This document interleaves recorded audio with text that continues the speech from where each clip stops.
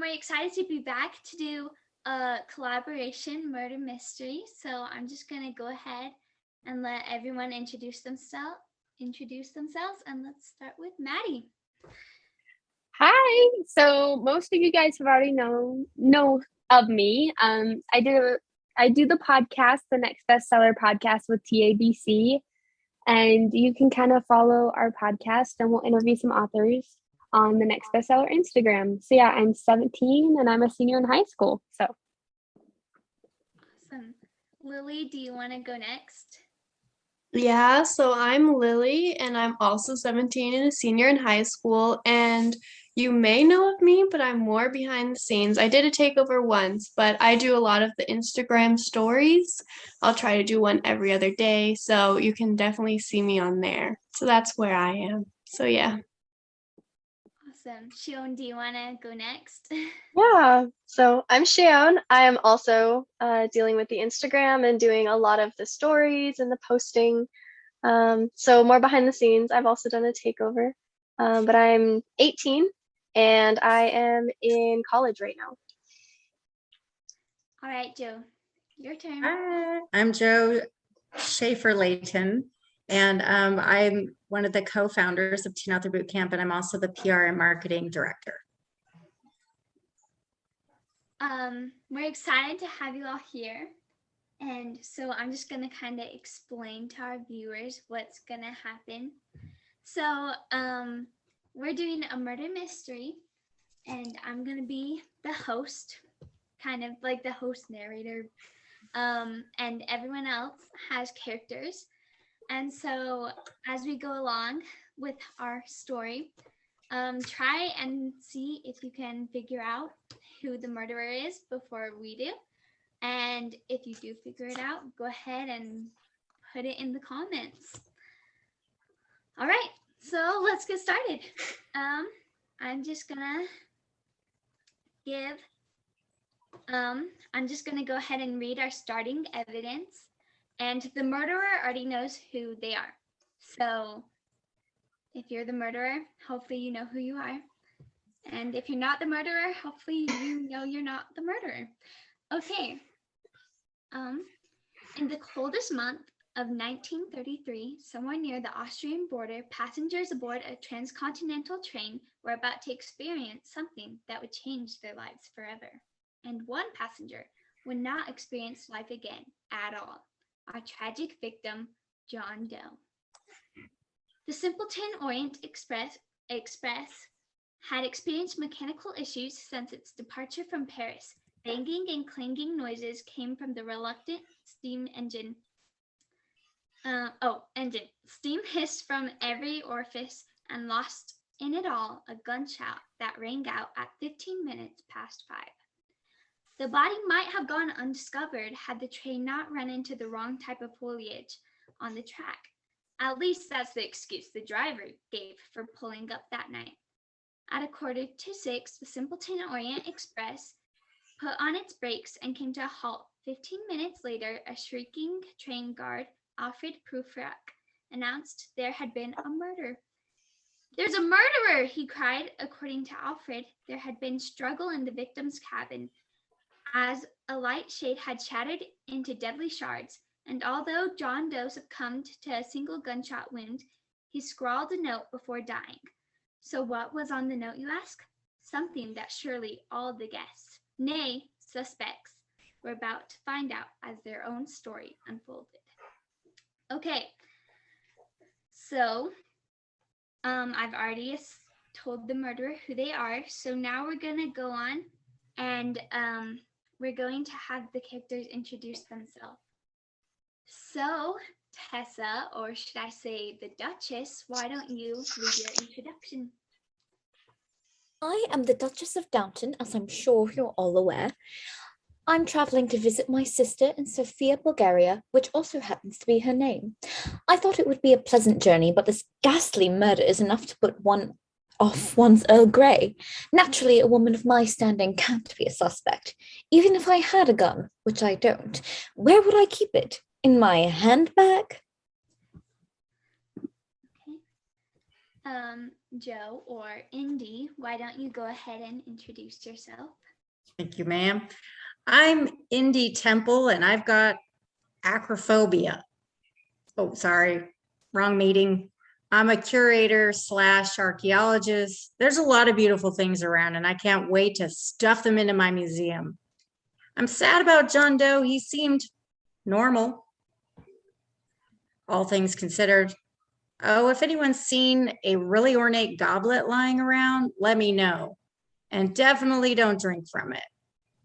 I don't know if it's the real Holy Grail yet. Okay. Maddie or Electrocution, why don't you go ahead and introduce yourself? So I am Electra. Growing up, you either wanted to be a nurse or a fry chef. Only options. Sometimes kind of confused the two and dressed your teddies in bandages before cooking them in your little chef play kitchen. If only someone had stepped in then, you might not be so troubled now.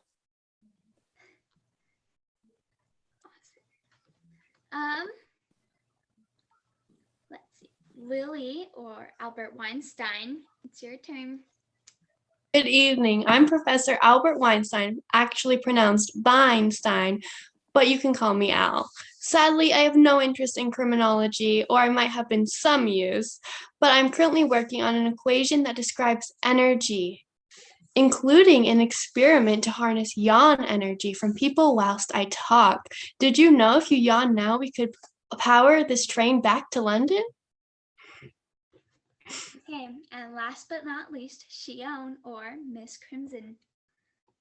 My name's Crimson, Miss Crimson. I'm very sorry about the murder of John Doe, but I'm afraid I can't help you with your inquiries. I work for the British government, highly classified. Can't say more, I'll have to kill you. Also, I collect China dogs. China dogs. I have over 400 and I'm traveling to an auction in Turkey to acquire some more. I've got an Art Deco Dalmatian in my sights and I always catch my prey. I was in the dining car at the time of the murder.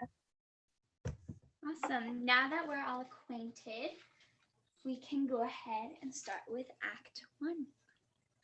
So now I'm going to read the evidence for Act 1, and then I'm going to go ahead and ask 2 questions to each suspect, and depending on their answers, we'll go from there. Okay. And this act is called More Questions Than Answers, in case anyone was wondering. The note left by John Doe was strange indeed. It simply said, "It was red rum." The train driver had shown it to the passengers and then kept possession of it.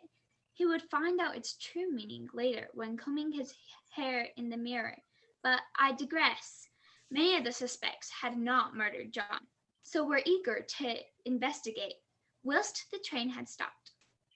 "What are you doing here?" they'd ask each other, and "Did you know John Doe?" Others were more curious.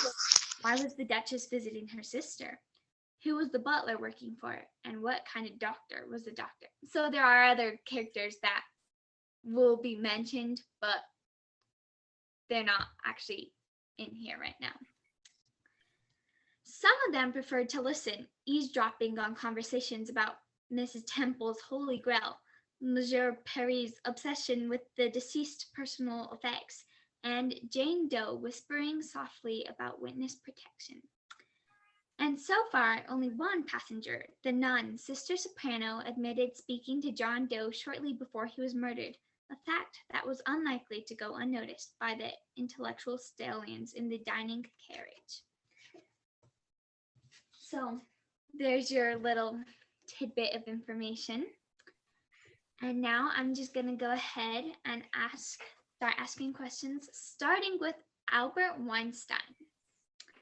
All right, Albert, did you know John Doe? I knew John as well as we all did, I guess. Another living entity on this train. Did you know that this train is as energy efficient it does not depend on the people on it and is more dependent on the friction it creates on the tracks. I suppose the more friction you create with other people, the harder it is to move.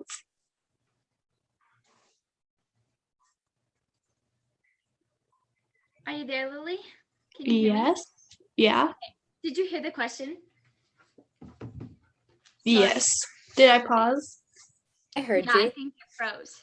Did anyone hear me? Sorry. I heard it all. I did. I heard both of you. Yeah. Okay. Maybe because it said my internet connection was having problems, but Oh, I the don't know. joys of Zoom. Okay, I'll ask the question again just to make sure. Okay. So did you know John Doe? I knew John as well as we all did, another living entity on this train. Did you know that the energy efficiency of this train is less dependent on the amount of people in it and more dependent on the friction it creates on the tracks? I suppose the more friction you create with other people, the harder it is to move. Awesome. And then one last question for you. Do you have a gun? Yes, I have an onboard experimental gun that shoots projectiles at exactly the same speed as the train. Do you want to see it? Awesome. My next question is for the Duchess. Why are you visiting your sister? My sister Bulgaria's youngest boy Vinny has got himself in trouble with the law. Apparently he's on trial for murder and an eyewitness saw the whole dastardly affair. Bulgaria, poor thing, is distraught. One simply has to visit. And one last question for you. Did you know John Doe? The name rings a bell, but I can honestly say I've never met the man. I don't even remember seeing him on this train. Such a nondescript name must belong to a nondescript face and an unremarkable man. I'm afraid I can't place him at all. My condolences to his poor wife. Thank you, Duchess. Electra, my next question is for you. How did you know the victim? It's a funny story, actually. You see, I'm a nurse in a hospital for the criminally insane, and this place has a way of getting you. He was a patient at the hospital for a couple of months. Apparently, he killed loads of people, so we had to shock his brain. Actually, thinking about it, it's probably not that funny. A lot of good people have been lost that way. And then, did you help with John's treatment? Yes, I was involved with his treatment. I was in charge of flicking the switch. Flick. Thank you, Electra. My next question is for Indy. And my question for you, Indy, is why are you looking for the Holy Grail?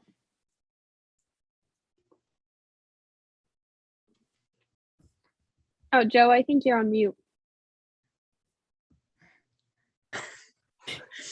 Let me answer you. I see a lot of holy grails. Almost got squashed by a giant concrete ball when I found the first one. The grail was made of chocolate and gold foil. The one I had here on the train, that was different. That could be the one, but I'll need to get back to Oxford just to have it assessed. I'm pretty sure somebody here stole it. Well, in that case, who do you think is the thief? Look at the passengers here. We're all traveling first class. Ain't many honest ways that can happen. And a guy's been murdered, of course. Awesome. And then my last question. Oh, wait. Yeah. My last questions are for Miss Crimson. Miss Crimson, did you know John Doe? No, I didn't know John Doe, but I knew the victim very well. To me, he was James Duro and Jason Dawn, and also Juanita Demora. But I've already said too much. Forget everything I just told you. Very interesting. Why did John have so many names? Do I have to spell it out for you? He was a spy, like me. We were partners until he started seeing a psychiatrist, and then he changed, and not in the usual put on a mustache kind of way. He became John Doe. Interesting. Well, that takes us to Act 2. And this one is called On the Right Tracks. Okay. Most passengers were happy to eat whilst talking about a murder that had just occurred a carriage away. But none were as chatty as Monsieur Paris over the last 24 hours in revealing he had a gun on board. Specifically, he'd managed to tell every single passenger it was kept in a lockbox underneath his bed, with his birthday as the combination. It was almost as if he'd been trying to stage a murder all along. Some people had overheard shouting coming from the Doe's cabin before the murder. Was it Jane or someone else? Sister Soprano, perhaps, the nun with the criminal family background, or psychiatrist Frida, who'd been seen leaving Monsieur Paris's cabin moments before.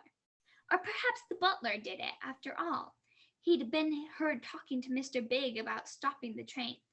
Tensions were rising, allegations were being made, and main courses were getting cold. It was around this time that the great Houdini took it upon himself to ask for a volunteer. He'd already made himself disappear once when his table bill appeared, but he couldn't find any takers, not after the train driver mentioned what had happened to his previous stage assistant. Perhaps Vanity Valentine would step up and entertain. John Doe had been a big fan, after all. Okay. We're going to start with Albert again. And my first question is, where were you at the time of the murder, Albert? As my good friend Erwin Schwarzenegger would say about his cat, because nobody saw me, I was in my cabin, in John's cabin, and outside the cabins all at the same time. You look a little confused. Just consider this. We're all murderers and only one of us didn't do it. Does that help? No, not really. Why weren't you in the dining car? Because Professor Weinstein likes to have an ivory and tickle the drinks. I was in the piano bar, of course. I see you think I'm the murderer still, but there were multiple witnesses. I knew I was singing badly for a reason. Interesting. Okay, we're gonna move on to the Duchess. Where were you when John was shot? I was in my cabin writing a stern letter to my sister. One cannot simply serve veal with Pinot Noir for dinner. She won't make that mistake again. Interesting. Do you own a gun, Duchess? I do own a gun, though I keep it safely hidden following a disastrous incident at a dinner party. In hindsight, it was a mistake to try to shoot that apple off Judge Gudge's head, especially after 3 sherries. I lost a good friend that day. We're still not talking. She couldn't hear me if we were, bless. Oh, there are lots of guns on this train. Electra, are you really a nurse? Of course. Of course I'm a nurse. Why are you asking me like that? Do I look like a nurse? Do you think I've just put on a nurse costume so I can pretend to be a nurse? I'd have to be crazy to do that, wouldn't I? Why are you on this train? I needed a holiday. Honestly, if I spent one more minute in that nut house, I'd think I've gone crazy myself. That's what the board said anyway. When they told me to take a break, it's not my fault for being crazy as catching. It's John Doe's fault. He made it all sound so real. Awesome. Indy, you're up next. What are you doing here? Well, there's a dig going on in Constantinople, and they asked me along. That normally means there's some trouble that they don't want to deal with, or snakes. And where were you at the time of the murder? I was in my cabin reading about pythons. I heard the gunshots sometime after 5. I remember because I went straight for my bullwhip, best defense against guns.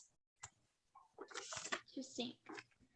Okay, and Miss Crimson, do you own a gun? Of course I own a gun. Several guns, in fact. I'm a spy. I'd look silly trying to take down an evil mastermind with a banana, wouldn't I? But I didn't bring any guns on this train. Why would I need one to a China dog auction? And one last question for you, Miss Crimson. Why did your partner become John Doe? James was an excellent undercover agent. Sometimes even I didn't recognize him through his disguises, especially in that flamenco dress. But the psychiatrist completely misdiagnosed him with multiple personality disorder. He spent some time in a psychiatric unit, and after that, I'm not sure what they did to him. But when he came back, he was mild-mannered John Doe. He seemed to have forgotten everything about being a spy, except, strangely, how to flamenco dance. Very interesting. It looks like we have a couple of connections here. Okay, and that takes us to Act 3, end of the line.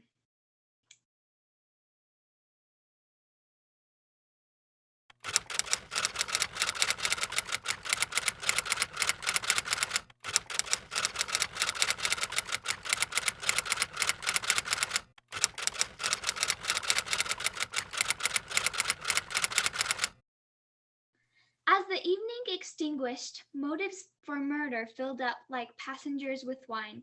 Lots of people had business with John. Indy talked to him. Miss Crimson was stalking him. Vanity and Gerard were in his cabin, and Mr. Big was in receipt of a hint request. A hint request, you say? Suddenly, the puzzle began to piece together. The person John Doe was to testify against, hence the witness protection, was Sister Soprano's brother Vinny, who also happened to be the Duchess's nephew. Was this a mob hit by Mr. Big? This would be an easy case for Monsieur Perry to solve now, which was very convenient considering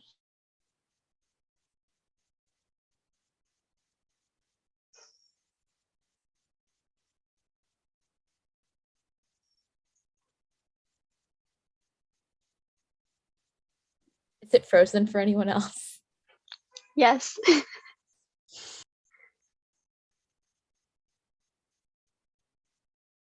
John Doe was not human.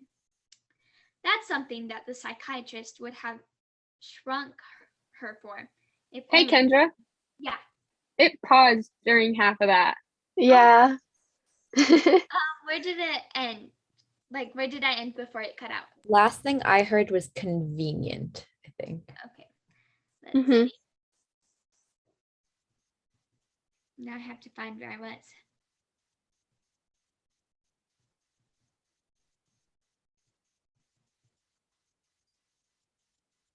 Okay, maybe I'll just start over because I can't find where I was. A hit request, you say? Suddenly, the puzzle began to piece together. The person John Doe was to testify against, hence the witness protection, was Sister Soprano's brother Vinny, who also happened to be the Duchess's nephew. Was this a mob hit by Mr. Big? This would be an easy case for Monsieur Perry to solve now, which was very convenient considering the bet he'd made with a certain Detective Holmes. But nothing was quite as it seemed, something that Houdini was all too familiar with. John Doe had talked with him about disappearing, presumably to hide from Vinny's friends and employees. Or maybe, just maybe, it was because electrocution had been telling everyone John Doe was not human. That's something that the psychiatrist would have shrunk her for, if only she had been properly qualified. Perhaps the enormous brain of Professor Weinstein had the answer, or perhaps the experimental gun he kept in his cabin had already seen some practical use. So who killed John Doe? Far be it from me to say, but far better for you to hear it from the killer themselves. But I can tell you now that I was the train driver on the fateful Simpleton Orient Express, and if it was up to me, I'd say they'd all have done it. Awesome. Okay. With Act 3, I think. Oh wait. Yeah. Okay. Yeah. So there's one last set of questions I'm gonna ask all of you before we come to a conclusion. And after I ask the questions, we'll have some time to discuss who we think the murderer is and why, and give you some time to convince people who you think it is. And then we'll hear the final statements from everyone. Awesome. Albert Weinstein, do you have a gun in your cabin?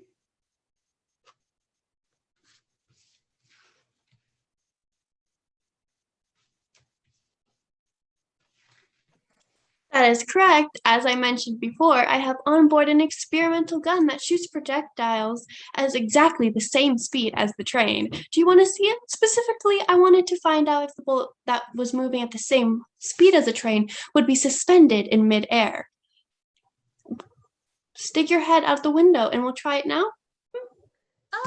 Thanks for the offer, but I'd rather find out who you think killed John Doe. Deduction A, well, it wasn't me, although I would say that if it was the killer, so it was me, but it wasn't me. Although I would say that if I was the killer, so it was me. Oh dear, I think I found another thought experiment. Interesting. Duchess, it's your turn. Is it true John Doe was testifying against your nephew, Vinny? I did wonder how long it would take for that detail to come out, but it's merely an interesting coincidence, nothing more. I believe Mr. Doe witnessed a murder and mistakenly thinks Vinny committed the crime. I have to say, it was most awkward when I realized we were on the same train together. And did you kill John to protect your nephew? Poppycock! Why would I need to entertain such a thought with my connections? Vinny is in no danger of being found guilty. I have already greased the wheels, so to speak, and my judge friend has assured me that everything will be fine. Murder indeed. How dare you accuse me of such a thing? Interesting. Electra, why do you think John wasn't human? That's not quite what I said. Psychiatric nurses are told to treat patients like they're not human. You wouldn't very well electrocute a person, would you? But a cutesy-woosy fluffy bunny, I would have been in the dining car since lunchtime, waiting for them to serve rabbit stew. Oh. And did you kill John Doe? No, I could never kill anyone. Anyways, I already told you I was in the dining car at the time of the murder. I remember it well because I almost choked on a small bone when the gun went off.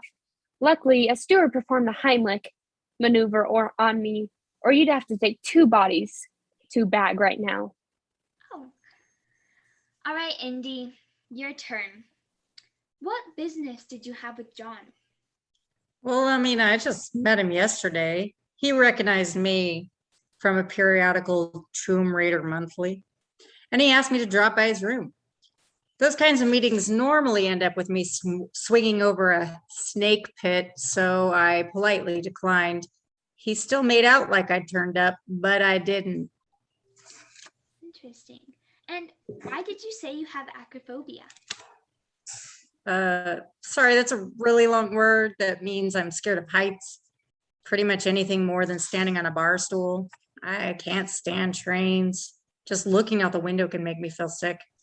I also have arachnophobia, ophiophobia, most of the phobias, but not enough of the ologies, according to my parents. Interesting. All right, Miss Crimson, you're on deck. Why were you stalking John? My mission was to protect him. John Doe might not remember being James Doe, but he was still an agent of the British government, and there were still lots of people who wanted him dead, most of whom apparently are on this train. And why didn't you see the murder? Well, this is embarrassing. I was in the dining car.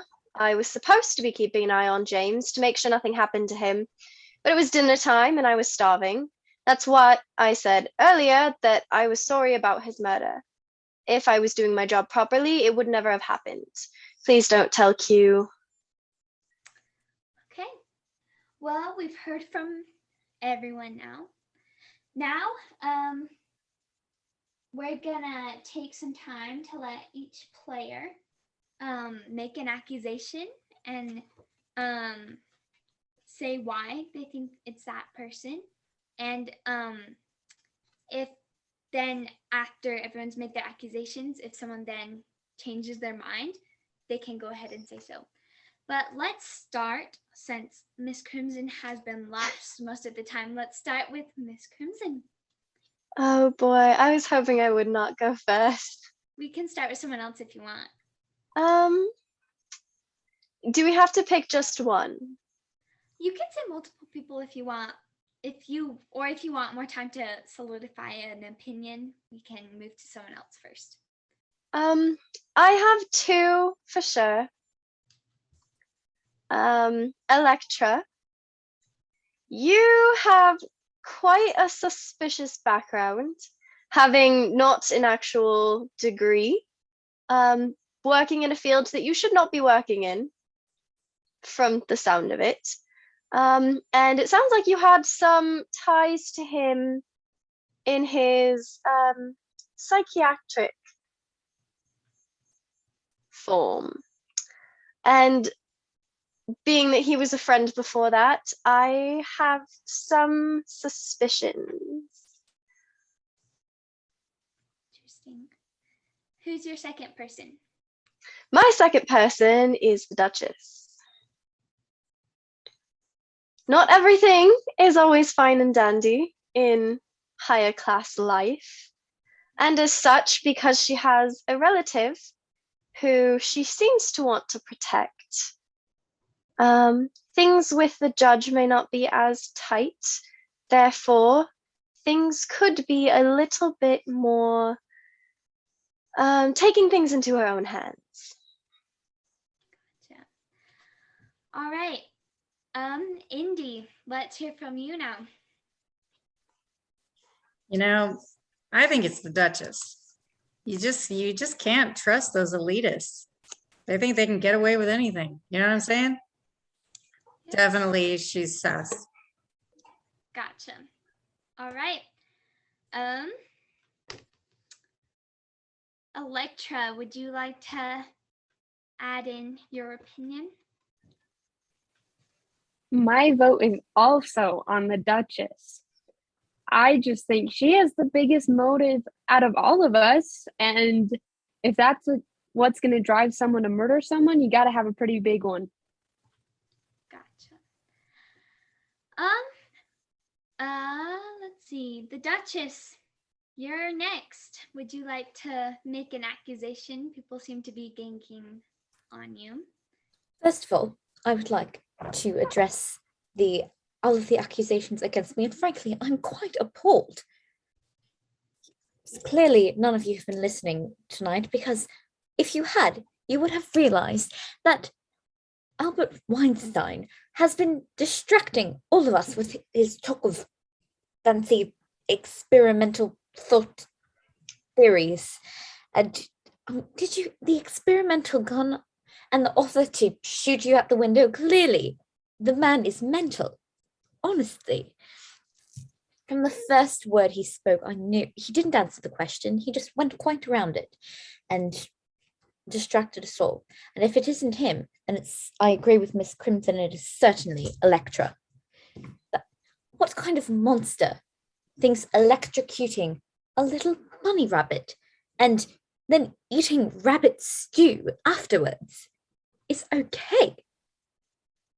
And if she's been trained to think of her patients as not human, then maybe she wouldn't have had any qualms about murdering John Doe. Interesting. All right, Albert, you've been put on the table. Would you like to chime in, defend yourself maybe? Well, I feel I already answered this question earlier, that all of us could be murderers in this situation. However, I feel that me dancing around the question, as the Duchess so put it, is simply her not understanding the experimental theories of the mind itself. But though I do not think Electra understands that mind any better, as I've been listening to her, so that is slightly worrying as well. But again, any of us, in reality, only one of us is not guilty, and the rest of us are all murderers when you really think about it. Gotcha. All right, Miss Crimson, you started with 2 suspects. Would you like to just narrow that to 1, or would you like to stick with your 2? I have a question, actually. Okay. You mentioned there was a note that he left at the beginning. Yes. Can you remind us what the note said? Yes, I can. Said, let me get there, sorry. It said, the note was exactly 3 words. It was red rum. Red rum. And now, Indy, you said that a cup went missing while you were here that you didn't quite know was the Holy Grail or not. That's true. I didn't have it assessed yet. So it could be, but I don't know. It could And be poisoned. Do we know for sure that the gun was what killed him? Yes. So All right. there was a gunshot. There were 2 things that went into the murder. There was a gunshot that injured him. Then there was signs of struggle with a lampshade. So, yes, it was a gun. All right. Anything else? I think I'm going to move my suspect to Electra. Alrighty then. Okay. Would anyone else like to change their opinion? Or should we continue? All right. I'm going to take that as a continue. So I'm going to switch things up a bit, and you're going to read your final statements. These final statements will tell us who the murderer is. And then we'll be able to see who was correct. And with our audience, it would be awesome once again if you wanted to put in the comments who you thought the murderer was and if you were correct. Awesome. Okay. Let's start with Indy. Would you like to read your final statements first, please? I didn't kill John. He did ask me to his cabin for business, but I declined. What motive did I have? Pretty sure one of you has my goblet, and it's not the end of the line yet, so watch your backs. Is that it, Indy? Mm-hmm. Okay. Miss Crimson, why don't you go next? I've killed many people over the years, but they were all bad guys or girls. John, James, he was one of the good guys. I was here to protect him, not to kill him. It's just a pity that my airtight alibi is also the reason he's dead now.